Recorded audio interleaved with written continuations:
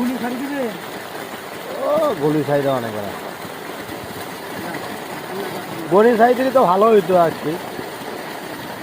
1 KG করলে বোঝা যাবে, 1 কেজি সবগুলো তো গোনা লাগবে না।